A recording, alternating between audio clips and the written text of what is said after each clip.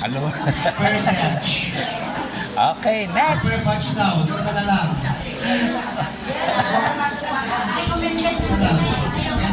Kayo nga ikaw meron naman kayong understanding, no, ng pagkakabatch.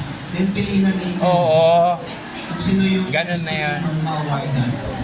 Oo. Tama po yun. Gano'n na lang daw. Okay. Okay na. Hindi ko ako yung award-giving bodyguard. I'm not the award-giving bodyguard. Sa high school. Ako kanina sa JS Pro, alisin niyo sa inyo yun kasi programa ko yun. Oo. Ako bahala. Programa mo. It's not your problem, it's my problem. Okay po. Yung pong program ng foundation, sasali lang po tayo, ha? Hindi po natin pakikialaman yon. Program po ni Madam Eros yun. Tayo po, kung pwede tayo umattend, attend tayo. Yan yan. Ha? Huwag na po natin pakialaman yun. Ang pakialaman natin, ang grand reunion ng alumni.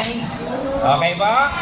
O ngayon, tatanungin ko kayo, pwede po ba per batch ibigay nyo sa akin kung ilan na ang nagpa-print ng t-shirt? Bakit po? Kasi doon po natin kukunin yung mga nag-confirm na ng kanilang attendance. O, kayo po, 10 na kayo, yung muling pinaprint nyo. O, Call natin. sige po. 97. O, sige, umpisan natin para Ano year po kayo? 1968? O, 1968. na 68. 10 na po yung pinagawa nyo. O, sige po, mamaya na yung pagkatapos po ng program, ayusin po natin.